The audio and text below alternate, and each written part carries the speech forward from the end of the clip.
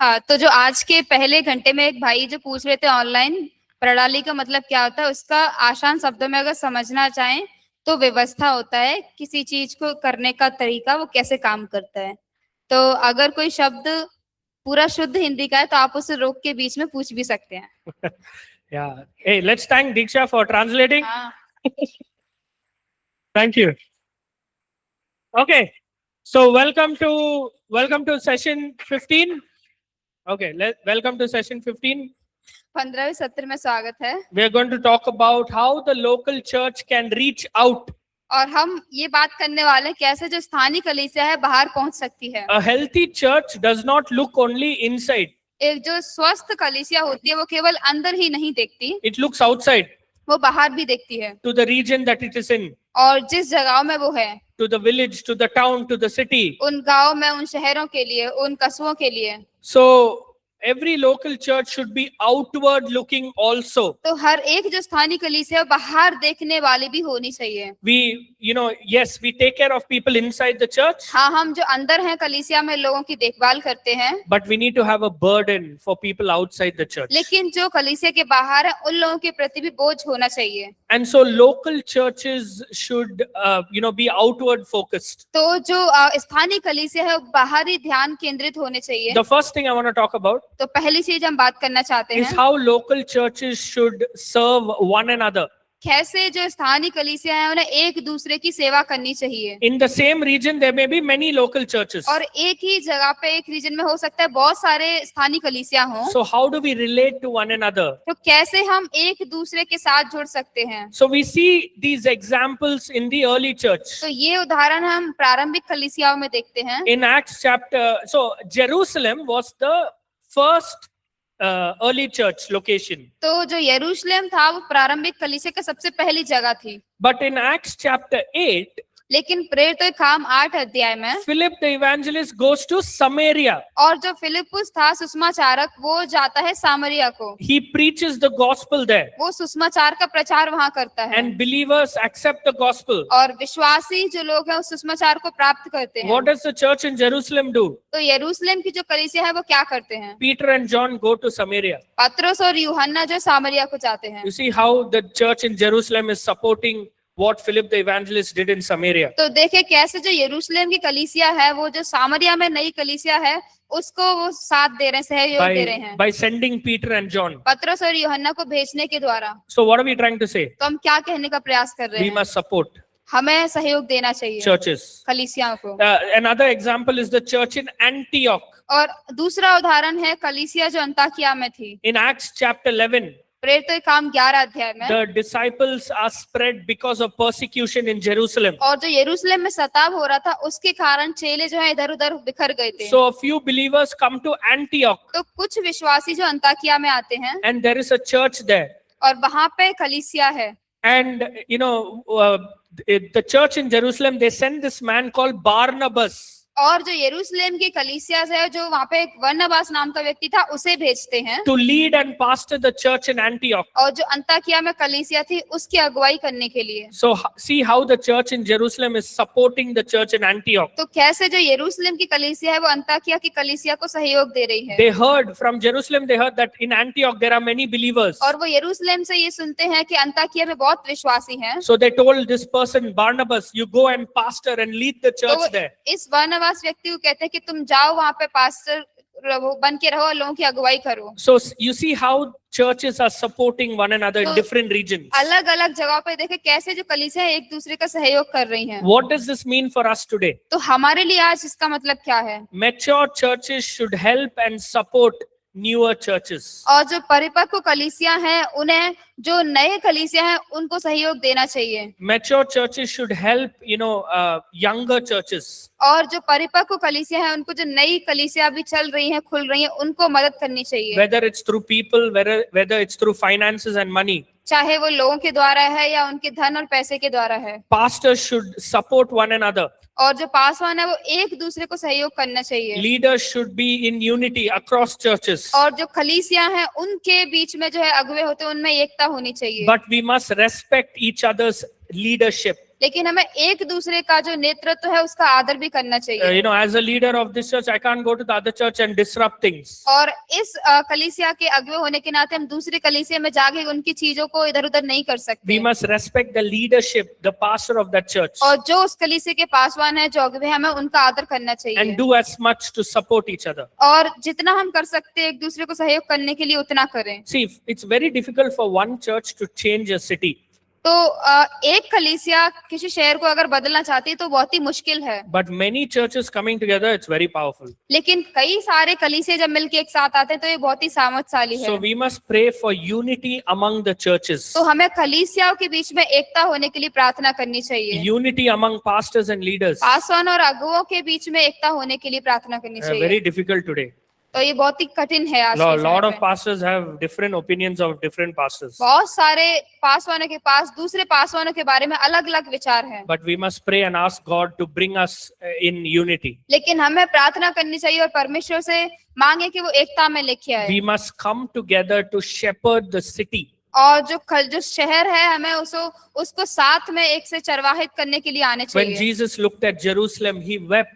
और जब यीशु ने यरूशलेम की ओर देखा तो वो रोया। He wept because many people were turning away from him. और वो रोया क्योंकि बहुत सारे जो लोग थे उससे मुड़ रहे थे, उससे दूर हो रहे So थे। when we look at a city, तो जब हम किसी शहर को देखते हैं, when we look at a town, a village, a state, जब हम किसी राज्य, किसी शहर या गांव को देखते we हैं, should have the same burden that Jesus had. तो जो बोझ यीशु के हृदय में था हमारे हृदय में भी होना चाहिए, That God loves all the people of that city. कि परमेश्वर उस शहर के हर एक व्यक्ति को प्रेम करता है। And as churches, we should carry that burden. और उस कलीसिया होने के नाते वो बोझ हमारे हृदय में होना चाहिए। God is looking for churches that will take this responsibility to reach the city. परमेश्वर उन कलीसियाओं को देख रहा है कि जो वो ये जिम्मेदारी लेंगे कि वो शहर तक पहुंच सके। And so we need to work together as pastors, as leaders, as different churches to bring as many lost people into the तो kingdom. हमें कलीसियाओं के साथ मिलके, पासवानों के साथ मिलके हमें कार्य करना चाहिए, जितने खोए हुए लोग हैं उनको परमेश्वर के राज्य में ला सके। So we must always pray. तो हमें हमेशा प्रार्थना करनी Lord, चाहिए, help, let there be unity in our churches. परमेश्वर हमारी कलीसियाओं में एकता रहने दे, Let there be unity among our pastors, हमारे पासवानों के बीच में एकता बनाए रहने दे, so that as we do the work of the kingdom, जिससे कि हम राज्य का जब कार्य करें many people can be reached. बहुत सारे लोग हैं उन तक पहुंच सके, All the churches are growing together, सारे कलीसिया एक साथ बढ़ने पाए and churches are supporting each other. और कलीसिया एक दूसरे का सहयोग करें। Mature churches are helping younger churches. परिपक्व कलीसिया हैं, जो अभी जवान कलीसिया हैं, उनको मदद करें। And so we need to have this vision. तो हमारे पास ये दर्शन होने की जरूरत है। Just want to quickly talk about church planting and missions. और तो हम जल्दी से है जो कलीसिया रोपण का है और उनके कार्य की बात करना चाहते हैं। There's a lot written in the book, किताब में बहुत कुछ लिखा so हुआ I would है, encourage you to go home and read more about it. तो हम आपको प्रोत्साहित करेंगे घर जाके इसे पढ़ें। But because of lack of time, I can only cover a few things. लेकिन समय की कमी होने के कारण हम कुछ ही चीज जो है बता सकते So हैं। let's quickly talk about church planting and missions. तो आइए जल्दी से बात करें कलीसिया रोपण का और उसके कार्यों के बारे में। A healthy church always reproduces. और एक जो स्वस्थ कलीसिया होती है हमेशा उसको बढ़ाती है, उसको प्रजनित करती है। A mature church should always plant newer churches. और एक परिपक्व कलीसिया हमेशा उसे नई कलीसियाओं को जन्म देना चाहिए। What do we mean by this? इसका मतलब क्या है? First, it is taking Jesus to unreached people. पहला ये है कि यीशु को जिन लोगों के पास अभी तक यीशु नहीं पहुंचा उनके पास तक लेके जाएं। It may be another region. हो सकता है वो दूसरी जगह It may हो, be another town or village in our nation or our state. और हमारे देश में कोई दूसरा राज्य, कोई दूसरा शहर या गांव हो सकता But है। we plant the church so that people who have never heard the gospel can come and be part of the church. लेकिन हम कलीसिया को वहां स्थापित करते, निर्माण करते, जिससे कि लोगों ने कभी यदि नहीं सुना है तो वहां पे उसका हिस्सा आके बन सके। So as a local church, तो स्थानीय कलीसिया होने के you may नाते start as one church. हो सकता है आप एक कलीसिया करके शुरू करें। God will slowly increase and grow and mature you. परमेश्वर आपको धीरे धीरे बढ़ाएगा, परिपक्व बनाएगा। You will get resources और- and God is blessing you. आपको संसाधन मिलेंगे, परमेश्वर आपको आशीष कर रहा है। And you should pray and ask God, Lord, where do we need to plant churches? और आपको परमेश्वर से पूछना चाहिए कि परमेश्वर मुझे कहाँ पे कलीसिया हैं उनकी स्थापना करनी So the चाहिए। first thing is to take Jesus to unreached people. तो पहली जो चीज है कि यीशु को उन लोगों जो लोग हैं जिनके पास यीशु नहीं पहुंचा है वहां तक पहुंचाने पाए। Second is to disciple new believers. दूसरा ये है कि नए विश्वासियों को चेला बनाना। Just like how in the church in Antioch, they were young believers. और जैसे अंताकिया कलीसिया में जो था नए विश्वासी थे, So they sent Barnabas to go and disciple these young believers. तो बरनबास को भेजते हैं नए विश्वासियों को वो चेला बनाए इसके So लिए। we must go on missions to disciple young believers in different parts of our nation. तो हमें मिशंस पे जाना चाहिए जो नए विश्वासी हैं उनको चेला बनाने के लिए। That's why during the year, और इसीलिए साल के समय पे as a church, all people's church, और ऑल पीपल्स चर्च होने के we नाते send different teams to different churches हम अलग अलग दलों को जो है अलग अलग कलीसियाओं में भेजते हैं, to equip and encourage them. उन्हें प्रोत्साहन करने के लिए और परिपूर्ण करने के लिए। In fact, last week I was in Himachal Pradesh. और पिछले हफ्ते में पास्टर जी हिमाचल प्रदेश में थे I was in a youth missions conference. और वो यूथ मिशन कॉन्फ्रेंस में थे। There were about 10 churches, there young people coming together. और वहाँ पे करीब 10 कलीसियाओं के जो जवान लोग थे एक साथ आए। It was very beautiful. वो बहुत ही अच्छा था। But we were talking and we were speaking God's word to them. और हम उनसे परमेश्वर के वचन के बारे में बात कर रहे Most थे। of them very young, very new to faith. और अधिकतर जो लोग थे उनमें से विश्वास में नए थे, वो So नए we लोग want थे। to disciple believers. तो हम विश्वासियों को चेला बनाना चाहते हैं। Third, तीसरा, we want to support and empower these new churches to grow and plant more churches. और ये जो नई कलीसिया हम इनको सहयोग करना चाहते हैं, सामर्थ देना चाहते हैं जिससे कि और ये नई कलीसियाओं को रोपण करें। Every believer needs to be sent out. हर एक जो विश्वासी उन्हें बाहर भेजाना We चाहिए। are all ambassadors of Jesus Christ. और हम जो सब हैं, हम मसीह को प्रतिनिधित्व करने वाले हैं। Now, let's quickly talk about how to go about planting a church. और अब जल्दी से ये बात करें कि कैसे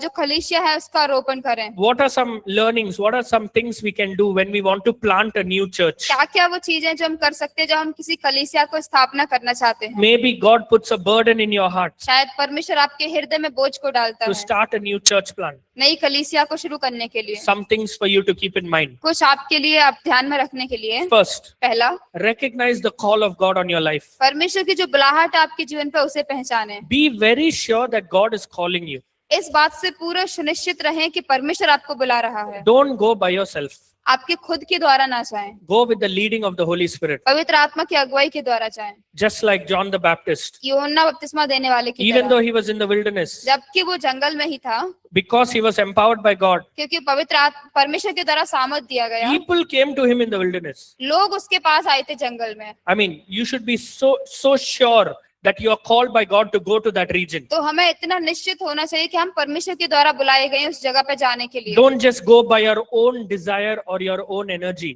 और खुद की ऊर्जा से या खुद की इच्छा से ही ना जाएं। Your excitement, your energy can last maybe 1 week. और आपकी जो ऊर्जा है वो केवल हो सकता है एक हफ्ते तक रहे, Because it's going to be very tough. क्योंकि वो बहुत ही कठिन होने वाला है। You need God's help. मैं परमेश्वर की मदद की जरूरत You will है। face opposition. हम जो विरोध का सामना You will करेंगे face discouragement. और वहाँ पे निराशा को सामना करेंगे। Maybe first meeting only one person comes. हो सकता है पहली सभा में केवल एक ही व्यक्ति आए, After that, Lord, only one person. उसके बाद केवल परमेश्वर एक ही व्यक्ति है, You will feel discouraged. तो हम निराश महसूस You करेंगे। need the Holy Spirit मैं पवित्र आत्मा की जरूरत है to encourage you.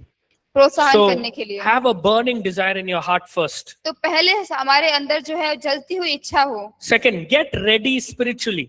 आत्मिक रूप से तैयार हो। We talked about this before. इसके बारे में हमने पहले बात की। Before you go plant a church, first be strong in God's word and in step with the Holy Spirit. किसी कलीसिया को नए तरीके से शुरू करने के लिए उससे पहले परमेश्वर के वचन में मजबूत रहें। Maybe you're not going alone, you're going with a team. शायद आप अकेले नहीं जा रहे, आप किसी दल के साथ जा रहे हैं। Spend a lot of time as a team in prayer. बहुत ज्यादा समय जो आपके दल के साथ प्रार्थना करने में दें। Spend a lot of time in God's word. परमेश्वर के वचन में समय दें। Worship and pray together. आराधना करें, प्रार्थना करें साथ में। Then you are strong. तब आप मजबूत You are हैं। ready to take a step. आप कदम लेने के लिए तैयार हैं। Then thirdly, survey the area. और उस जगह है उसका सर्वेक्षण करें। Understand the spiritual condition, the social dynamic of that area. और जो वो जगह है उसकी आत्मिक चीजों को, आत्मिक क्षेत्रों के बारे में समझें। Every region is unique. हर एक जो जगह है वो अनोखी है। They'll have a different language. अलग भाषा होगी, They'll have different ways of speaking. अलग बोलने के तरीके They होंगे, may dress differently. अलग तरीके से पहनावा होगा। Understand the people you are ministering to. और जिन लोगों के पास आप सेवा करने जा रहे हैं उनको समझें। Fourth, what we spoke about last session. चौथा, हमने क्या बात की पिछले सत्र में उसके बारे में। Write a plan. योजना को लिखें, Develop a plan. योजना को विकसित करें, with the vision, mission. This is the plan for the first Darshan- 6 months, 1 year. दर्शन के साथ, कार्य के साथ कि 6 महीने के लिए, 1 साल के लिए ये योजना है। Pray and ask God, Lord, what should I do in the first month, second month, 6 month, 1 year? प्रार्थना करें, परमेश्वर से पूछे कि परमेश्वर शुरुआती 1 महीने में, 2 महीने में, 6 महीने, 1 साल में मुझे क्या करना चाहिए। Be ready with a plan, योजना के साथ तैयार रहें, but be also ready to adapt and be flexible. लेकिन आज चीजों को उनमें डलने के लिए और लचीले बने रहने के लिए भी तैयार रहें। Second point is get ready spiritually. दूसरा बिंदु है आत्मिक रीति से तैयार बने So रहें। third one is survey the area. तीसरा है जगह का सर्वेक्षण करें। Fourth one is write down your plan. चौथा है कि आपकी योजना को लिखें, So seek God, परमेश्वर को खोजें, get his wisdom. उसकी बुद्धि को प्राप्त करें। Lord, what should I do first month? परमेश्वर, मुझे पहले क्या करना चाहिए, What should I do first 6 months? और मुझे शुरुआती 6 महीने में क्या करना चाहिए, What should I do first year? मुझे पहली साल में क्या करना चाहिए, So that you have a clear idea of what you're doing. जिससे कि आपके पास पूरा स्पष्ट आपको समझ में आए कि आप क्या कर रहे हैं। The last one, आखिरी, go as a family, identify people. लोगों को पहचाने, एक परिवार करके जाएं, If possible, partner with 2-3 families. और यदि ये संभव है तो 2-3 परिवारों के साथ जो उसमें सहकर्मी रहें। You need each other. एक दूसरे की आपको जरूरत है। Now, what I want to talk about is when you plant a church, तो हम आज क्या बात करना चाहते हैं कि जब आप कलीसिया को स्थापना करें sometimes you need to take care of yourself तो कई बार जो हमें खुद की भी देखभाल करने की जरूरत होती है, to earn money and take care of yourself. जैसे कि पैसा कमाना और खुद की देखभाल And an करना। amazing example is Apostle Paul. और सबसे अच्छा उदाहरण इसका है प्रेरित पौलुस। In 3 cities, he was a tent maker. 3 शहरों में जो है वो तंबू बनाने वाला था, So he was not desperate. Oh, give me money to do church. और तो बहुत ही लाचार नहीं था कि मुझे पैसा दो कलीसिया को चलाने के He लिए, was self-sustaining. और वो खुद को अपने देखभाल करता था। He was earning his own money to वो- take care of himself. वो खुद की देखभाल करने के लिए खुद का पैसा कमा रहा So he था। was a tent maker, तो वो तंबू बनाने वाला था and using that money, और उस पैसे का इस्तेमाल कर रहा है, he's being an apostle. और वो प्रेरित हो रहा है। What an amazing man he is. और कितना ही अच्छा व्यक्ति है ये। So, there may be a time where you are not able to, you need to take care of yourself. और तो ये समय भी आएंगे जहाँ पे आपको खुद की देखभाल करने की जरूरत होगी। So it is possible that you can have a job and also do church planting. तो ये संभव है कि आपको, आपके पास नौकरी भी हो सकती है और कलीसिया का स्थापना भी The करें। apostle Paul was a tent maker in Corinth, Ephesus and Thessalonica. और प्रेरित पौलुस जो था वो तंबू बनाने वाला था कुरिन्थियों में, एफिसिस में और थिस्सलुनीका में। So, use your profession to fuel your mission. और आपके जो आप कार्य कर रहे हैं उसको इस्तेमाल करें आपके कार्य को उसे पूरा करने के लिए। And as we see in the apostle Paul's life, और जैसे हम प्रेरित पौलुस के जीवन में देखते हैं, God will already prepare people in that region.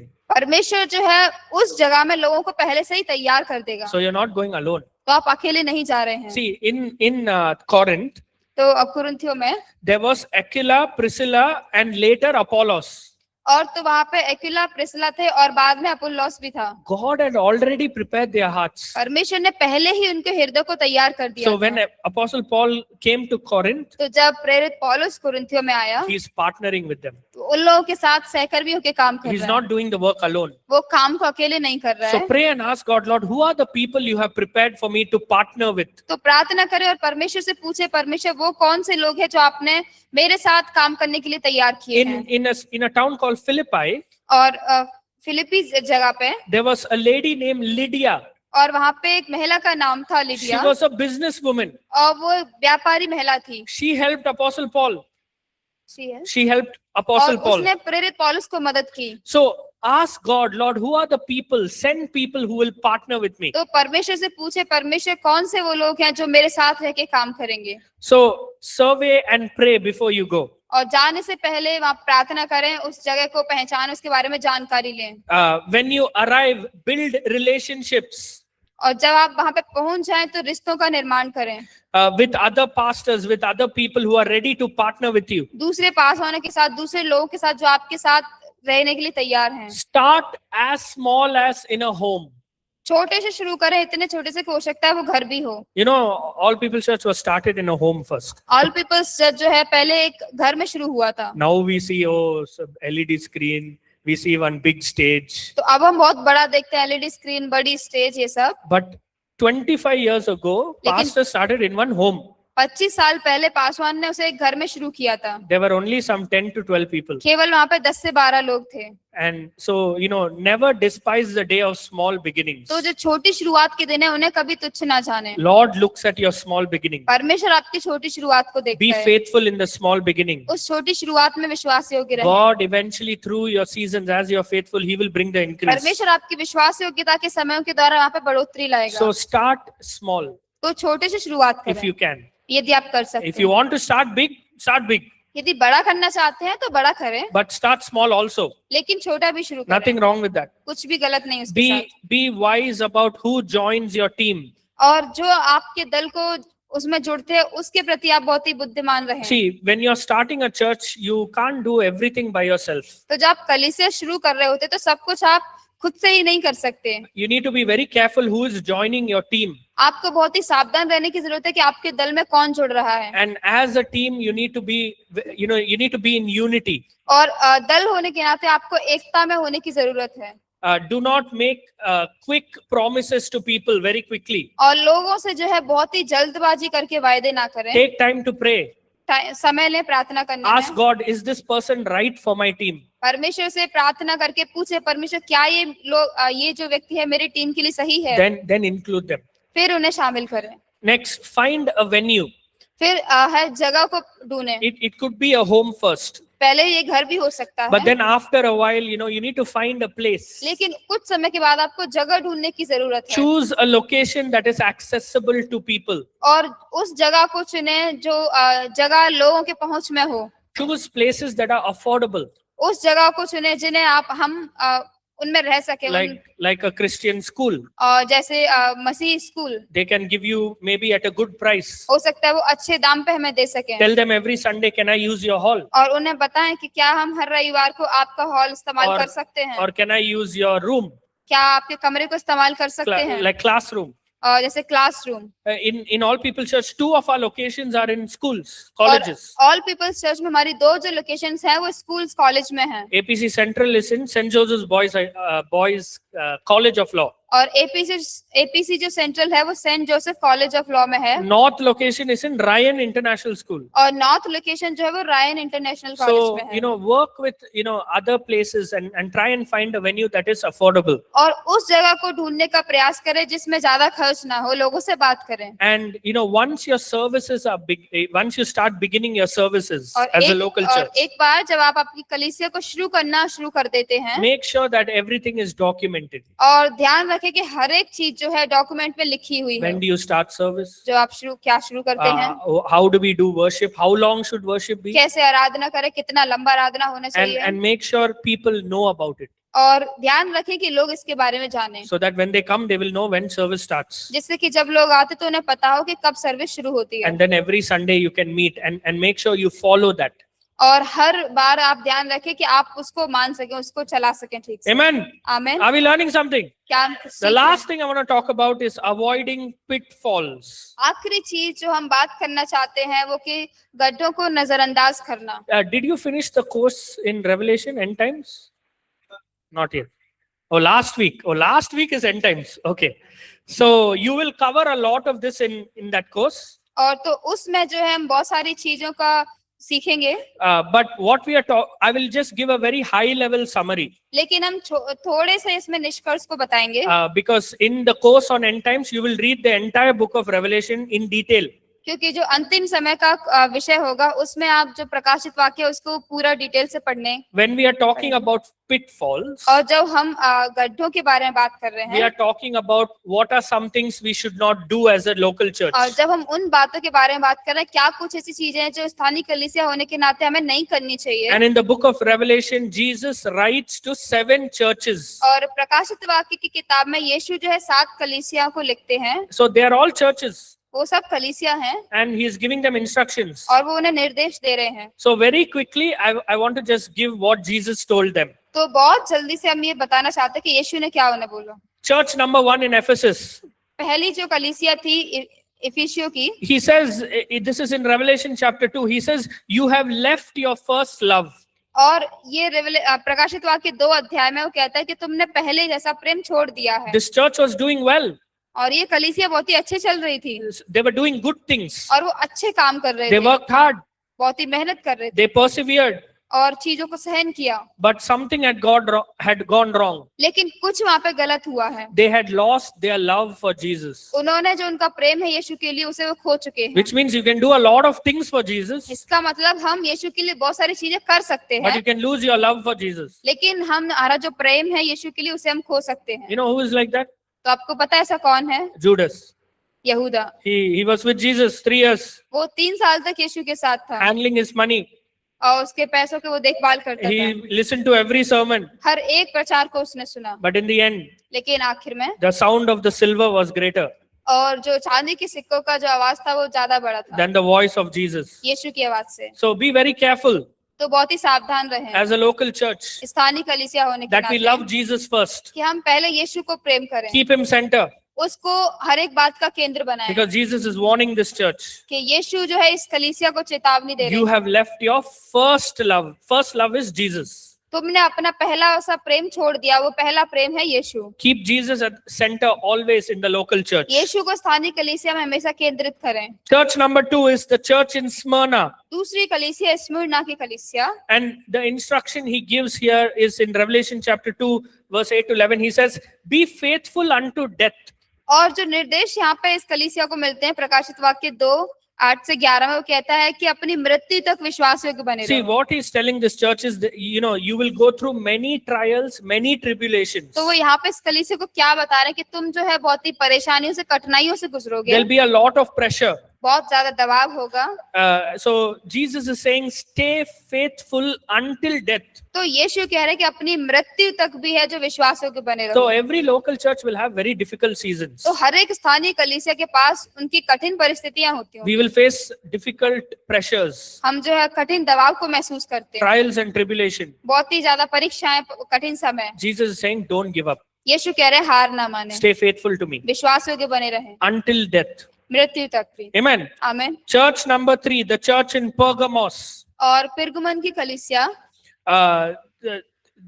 Jesus is warning this church और that यीशु इस कलीसिया को चेतावनी दे रहे हैं to guard against false doctrine. और जो झूठी शिक्षाएं हैं उनके प्रति अपने हृदय को ठीक रखना। In this church there was a lot of wrong teachings. और इस कलीसिया में बहुत सारी गलत शिक्षाएं थी, And Jesus is saying, guard against the wrong teachings. और यीशु कह रहे हैं खुद को जो है उन गलत शिक्षाओं से बचाए रखो। Meaning God's word, they are deceiving people with God's word. मतलब ऐसा था कि वो परमेश्वर के वचन के द्वारा ही लोगों को धोखा दे रहे हैं, And it is happening inside the church. और वो कलीसिया के अंदर हो रहा है। And he's saying you need to guard against these. और वो कह रहा है कि इन सब के खिलाफ तुम्हें बचने की जरूरत है। Wrong teaching is one of the most, it's one of the most, it's one of the most dangerous threats in a local church. और जो गलत शिक्षा है उन सारे तरीकों में से एक तरीका है सबसे कठिन बेकार चीज होने It का। will sound spiritual, वो आत्मिक सुनाई देगा, but then you need to guard against wrong teaching. लेकिन गलत शिक्षा के प्रति हमें बचने की जरूरत है। Church number 4, the church in Thyatira. चौथी कलीसिया थुआतीरा की कलीसिया, Jesus says to guard against deceiving spirits. और यीशु यहाँ पे इनको इस बात से चेतावनी देते हैं कि जो धोखा देने वाली आत्मा है उनसे बचें। So there are deceiving spirits that are leading the people. तो यहाँ पे वो लोगों को धोखा देने वाली आत्मा थी जो उन्हें भटका रही He थी, talks about Jezebel, the Jezebel spirit. और वो इजेबेल की आत्मा के बारे में बात करती है। You will learn a lot more in end times about this. तो इसके बारे में जो अंतिम समय के विषय में आप सीखेंगे। But very quickly, these spirits are deceiving the minds of people. और ये लेकिन बहुत ही जल्दी बताएंगे कि ये जो आत्मा है लोगों के मनों को धोखा देती है, And you need to guard against these और हमें इन spirits. सब के प्रति जो है बचने की जरूरत है। Church number 5, the church in Sardis. Sardis की कलीसिया 5वीं number, It says the church here, he's giving the instruction to not live on your past reputation. और वो यहाँ पे उन्हें इस बात के लिए बता रहा है कि Meaning they were strong once. और मतलब पहले वो मजबूत थे, You were alive once, पहले जीवित थे, but now you are dead. लेकिन अब मरे हुए हो। Oh, yo, that is very, very harsh. तो ये बहुत ही कठोर है। Imagine Jesus is telling you, once you were alive, तो कल्पना करें यीशु कह रहे हैं कि पहले तुम जीवित but थे, actually you are dead.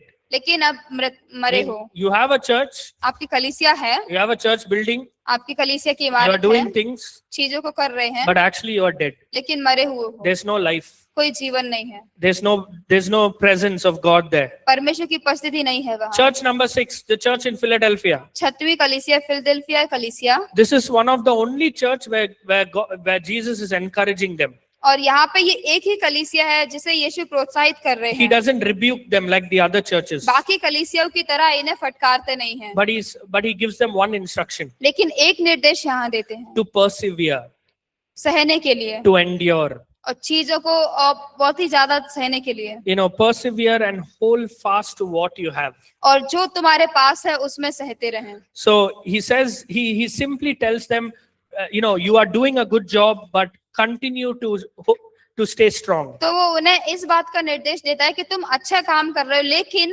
चीजों को सहने के लिए और सहनशीलता बने रहने के लिए चीजों को लगातार करते रहो। In your local church, तो आपकी स्थानीय कलीसिया things में are going well.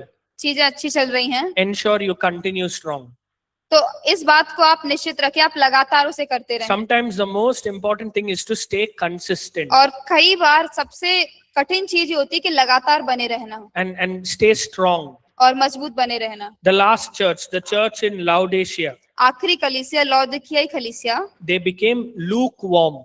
वो जो है गुनगुने बन गए। They are not hot nor cold. वो ना ही गर्म है ना ही ठंडे हैं, They are lukewarm. They are very casual. वो गुनगुने हैं, बड़े लापरवाह हैं। So sometimes self-sufficiency and comfort can lead us away from God. तो कई बार जो हम हमारी जगह पर रहना पसंद करते हैं या खुद में ही रहने वाला में हम परमेश्वर से दूर कर सकता This है। is the importance of when God blesses us, how do we respond? और ये बहुत ही महत्वपूर्ण चीज है कि जब हमें परमेश्वर आशीष देता है तो कैसे हम Because प्रतिक्रिया करें, When God blesses us, He'll bring the resources, क्योंकि जब परमेश्वर हमें आशीषित करता है वो संसाधन लाएगा, He'll give the money, पैसा देगा, then we can get comfortable. तब जो है वहां पे सहज हो जाते हैं। Once upon a time, you're on fire एक बार जो हम परमेश्वर के लिए बहुत ही आग से भरे हुए थे, and you were faithful. विश्वास योग्य थे, God is blessing you. परमेश्वर आपको आशीष कर रहा है, God is bringing the increase. परमेश्वर बढ़ोतरी ला रहा है। What is our response? हमारी जिम्मेदारी, हमारा प्रतिक्रिया क्या है? Are we comfortable क्या हम सहज हैं? or are we still going after Jesus? क्या हम अभी भी यीशु के पीछे जा रहे हैं? That's what lukewarm means. और वही है गुनगुने का मतलब, Where we are neither hot nor cold. जहाँ पे हम ना ही गर्म है ना ही ठंडे हैं। So, and Jesus says, I don't even know you. और यीशु कहते कि मैं तुम्हें जानता भी नहीं हूँ। So always ask yourself, have we become satisfied? तो हमेशा खुद को ये सवाल पूछे, क्या हम संतुष्ट हो चुके हैं? See, the posture of the local church is should always be hungry. तो स्थानीय कलीसिया का जो मुद्रा होना चाहिए, जो उनका हृदय होना चाहिए, हमेशा भूखे रहना चाहिए। Hungry for God's presence. परमेश्वर की उपस्थिति के लिए भूखे, Hungry for His word. परमेश्वर के वचन के लिए भूखे, And there God blesses. और वहां पे परमेश्वर आशीष देता है। Are we understanding? क्या आप समझ रहे हैं? Okay, so I want to share one last thing before we close in तो prayer. समाप्त करने से पहले हम एक चीज और बताना This is चाहते not हैं। part of your book. ये आपकी किताब में नहीं है, This is just from my side to encourage you. ये केवल हमारी ओर से आपको प्रोत्साहित करने के लिए। So the closing thought विचार, समाप्त करने वाला विचार I want to leave with all of you तो हम आपको Is- इसके साथ छोड़ना चाहते is हैं। from 2 Timothy chapter 4, वो है 2 तिमुथियुस 4 अध्याय verse 6 to 8. वचन 6 से 8। We have finished the course, but I want to just share one closing thought. हमने कोर्स खत्म कर दिया, लेकिन एक समाप्त करते हुए विचार को हम बताना चाहते हैं। 2 Timothy chapter 4, verse 6 to 8. Someone read that, please. 2 कुरिन्थियों 4 अध्याय वचन 6 से 8। क्योंकि अब मैं अर्घ के समान उंडेला जाता हूँ और मेरे कूच का समय आ पहुंचा है। मैं अच्छी कुश्ती लड़ चुका हूँ, मैंने अपनी दौड़ पूरी कर ली है, मैंने विश्वास की रखवाली की है। भविष्य में मेरे लिए धर्म का वह मुकुट रखा हुआ है, जिसे प्रभु जो धर्मी और न्यायी है मुझे उस दिन देगा, और मुझे ही नहीं वरन उन सब को भी जो उसके प्रकट होने को प्रिय जानते हैं। Yeah, amen. आमीन। The apostle Paul is saying प्रेरित पौलुस कह रहा है in verse 6, 6 वचन में, the time of my departure is at hand. कि मेरे जाने का समय आ पहुंचा है। All of us have a time of departure. हम सबका जाने का समय है। We will either go, we will die naturally, or Jesus will come. और या तो हम जो है प्राकृतिक रूप से मृत्यु होगी या फिर यीशु आएंगे। All of us have a time of departure. लेकिन हमारे जाने का कूच करने का समय है। But in the start of verse 6, he says, I am being poured out as a drink offering. लेकिन अब 6 वचन की शुरुआत करते समय वो कहता है कि अब मैं अर्ध के समान उंडेला जाता हूँ। What is this drink offering? और ये अर्ध का मतलब क्या है? In the Old Testament, there were different kind of offerings. पुराने नियम में अलग अलग प्रकार के जो बलिदान हुआ करते There was थे। there was a grain offering, a meat offering, a bread offering. This is a drink offering. और ये सारे करके जो बलिदान हुआ करते थे और ये अर्ध बलिदान है। What is this drink offering? तो ये अर्ध बलिदान क्या है? There would be a sacrifice on the altar, और जो वेदी थी उस पे एक बलिदान हुआ करता था and they will pour wine on top of it. और उसके ऊपर जो है वो दाखरस डाला करते थे। So when they poured wine and the sacrifice was offered, तब जो दाखरस डालते थे और बलिदान जो है लिया जाता था, nothing would be left on the altar. तो जो वेदी पे है कुछ भी नहीं बचता था। Everything goes to God. सब कुछ जो है परमेश्वर को जाता था। He's saying, my life is like that. तो वो कह रहा है मेरा जीवन उसी प्रकार का If है। you want to live a life until the end, और यदि आपका जीवन आपके अंत तक आप जीना चाहते हैं, until your departure, आपके जाने के समय I तक, don't know when that date is. और हमें नहीं पता तारीख क्या है, God has a departure for all of us. परमेश्वर के पास हम सबके लिए जाने का समय It है। can be either be natural death or he will come to take us. वो प्राकृतिक मृत्यु या फिर वो हमें लेने आए, कुछ भी हो सकता है। First instruction is be a drink offering. पहला इसका जो निर्देश है वो कि अर्घ बलिदान रहे। Give your whole life to Jesus. हमारा पूरा जीवन जो है यीशु को दें। You don't want to go to the end of your life and say, I wish I did that. और हमारे जीवन के अंतिम समय में जाके हम ये नहीं कहना चाहते काश मैंने वो किया होता। A drink offering is a life that is completely consumed to Jesus. और अर्ध बलिदान वो है कि पूरी तरीके से जो है यीशु की ओर दिया गया In है। verse 7, he gives 3 instructions. 7 वचन में वो 3 बात बताते हैं Keep fighting, कि कुश्ती लड़ते रहें, keep running, दौड़ते रहें, keep believing. विश्वास करते रहें। There are many battles you will face. बहुत सारे युद्ध हैं जो आप सामना करेंगे। Keep fighting. उसके प्रति लड़ते रहें। Every battle, keep fighting. हर एक युद्ध लड़ते रहें And then keep running. और फिर दौड़ते रहें। Don't stop. रोके ना। Your life is a race. आपका जीवन जो है एक दौड़ है। Run to the end. अंत तक दौड़ें Keep believing. और विश्वास करते रहें। Don't give up on Jesus. और यीशु के ऊपर हार ना माने। Have strong faith in him. खुद में एक मजबूत विश्वास रखें। And in verse 8, और 8वें वचन में this is the most beautiful promise. और सबसे सुंदर वायदा है Finally, there is for me a crown of righteousness. कि मेरे लिए धर्म का मुकुट है। Just like when you finish a race, you get a medal. और जैसे आप कोई दौड़ खत्म करते हैं तो मेडल मिलता है। When you run for Christ, जब आप मसीह के लिए दौड़ते हैं you will receive an eternal crown. और तो जो अनंत मुकुट है वो हम पाएंगे। And he says, this crown is not only for me, but for all of us. और वो कह रहा है कि ये मुकुट केवल उसी के लिए नहीं बल्कि हम सब के लिए है। So be a drink offering. तो एक अर्ध बलिदान हो Be completely consumed for Jesus. और यीशु के लिए पूरी तरीके से उसी के प्रति समर्पण रहे। Give your whole life to him. अपना पूरा जीवन उसी को दें। Keep fighting. कुश्ती लड़ते रहें Keep running. और दौड़ते रहें, Keep believing. विश्वास करते रहें, Then receive your crown of righteousness. और उसके बाद जो धार्मिकता का मुकुट है उसे प्राप्त करें। That should be our posture. वो हमारा हृदय में ऐसा होना If you चाहिए। want to run to the end. और यदि हम अंत तक दौड़ना चाहते हैं। Amen. आमीन। We have completed the course on local church. तो जो स्थानीय कलीसिया उसके ऊपर हमने विषय को समाप्त कर दिया है। Amen. आमीन। Have you learned something? क्या आपने कुछ सीखा है? Have you been blessed? क्या आप आशीषित हुए? Okay, let's just rise up to our feet. We'll आइए- just pray together. आइए प्रार्थना करेंगे एक साथ। Come on, everyone, lift up your voices and thank him. तो आइए आप सब अपनी आवाजों को उठा के उसको धन्यवाद करें। Thank him for this week. उसको धन्यवाद करें इस हफ्ते के लिए। Thank him for this course on the local church. स्थानीय कलीसिया के विषय के ऊपर उसे धन्यवाद करें। Thank him for teaching all the sessions. धन्यवाद करें उन सारे सत्रों पर हमें सिखाने के लिए। So just lift up your voice and give thanks. आपकी आवाजों को उठाएं और धन्यवाद दें। Thank you, Lord. धन्यवाद परमेश्वर। Thank you, Jesus. Thank you, Lord.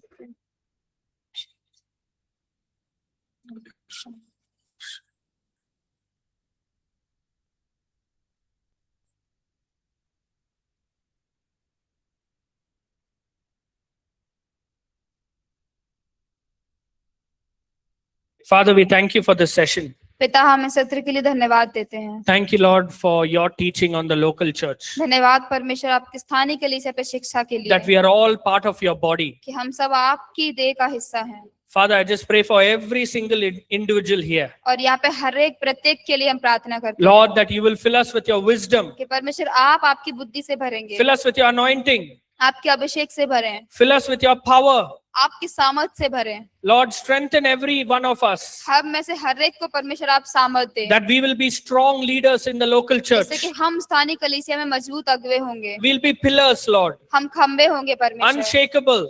हिलाए ना जाने Let वाले। every form of fear or doubt be removed हर एक प्रकार का संदेह और डर दूर हो जाए and assure us, और हमें इस बात से निश्चित करें Lord, that we are called by you, कि हम आपके द्वारा बुलाए गए that हैं। you have a plan and a purpose for each one of us. और हम में से हर एक के लिए आपके पास योजना You और have a उद्देश्य plan है। for every local church. हर एक स्थानीय कलीसिया के लिए आपके पास योजना है। So, Lord, fill us with तो wisdom, परमेश्वर हमें आपकी बुद्धि से fill भरें, us with your anointing, आपके अभिषेक से भरें and Lord, fill us with your power. और परमेश्वर आपकी सामर्थ से Let the भरें। kingdom of God be displayed through us. परमेश्वर का राज्य हमारे द्वारा प्रदर्शित होने पर Let the gospel of Christ be preached clearly and powerfully. मसीह का सुसमाचार पूरे स्पष्ट रूप से और सामर्थ रूप से प्रचार होने पर Let many people who have never heard Jesus hear Jesus through us. और बहुत सारे लोग जिन्होंने कभी मसीह को नहीं सुना हमारे द्वारा वो सुनने पाए Let them encounter the light of Jesus. और पिता मसीह की ज्योति से उनकी मुलाकात होने पर Let many people be healed. पिता बहुत सारे लोग चंगे होने Let many पाए, people be delivered. बहुत सारे लोग छुड़ाए जाने पाए And Father, we just pray against every attack of the enemy. और शत्रु के हर एक वार के खिलाफ हम प्रार्थना करते हैं। We stand on the cross,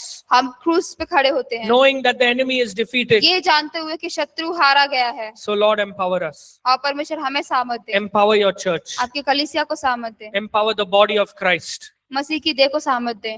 Father, if anyone is feeling weak, और पिता ये देखो ये कमजोर महसूस कर रहा I है, pray, Lord, that you will strengthen every weak area. हम प्रार्थना करते हैं कि आप हर एक कमजोर क्षेत्र को आप ताकत So, देंगे। Lord, we give our lives to you. पिता हमारे जीवनों को हम आपको देते We हैं, commit our lives to you. हमारे जीवनों को हम आपको सौंपते हैं। I pray, Lord, that our eyes will always be upon heaven. हम प्रार्थना करते हैं कि हमारी आंखें सदैव स्वर्ग की ओर And रहेंगी, Lord, that you will speak to each one of us. कि आप हमें से हर एक से बात करेंगे। Thank you once again for this week. एक बार फिर से इस हफ्ते के लिए धन्यवाद। Thank you for every session, Lord. धन्यवाद हर एक सत्र के लिए। We know, Lord, that your word is like a seed that falls in our heart. हम जानते हैं परमेश्वर कि आपका वचन उस बीज की समान है जो हमारे हृदय में गिरता We है। thank you for the many seeds that have been sowed this week. हम धन्यवाद करते हैं उन बहुत सारे बीजों के लिए जो इस हफ्ते में बोए गए I हैं। pray, Lord, that we will protect it, हम प्रार्थना करते हैं कि हम उसकी सुरक्षा करेंगे, that we will nurture it, कि हम उसका पोषण करेंगे and Lord, that we will bear much fruit. और परमेश्वर हम और फल लाएंगे। Thank you once again. धन्यवाद फिर से, Thank you for your word. धन्यवाद आपके वचन के We लिए। give you all the praise and all the glory. सारी स्तुति सारी महिमा आपको देते हैं। In Jesus' mighty name we pray. यीशु सामर्थी के नाम से हम ये प्रार्थना करते हैं। Amen. आमीन Amen. आमीन। God bless you. Thank you so much. परमेश्वर आपको आशीष दे। Thank you. God bless you. Praise the Lord, Jamasiki, sir. God bless everyone.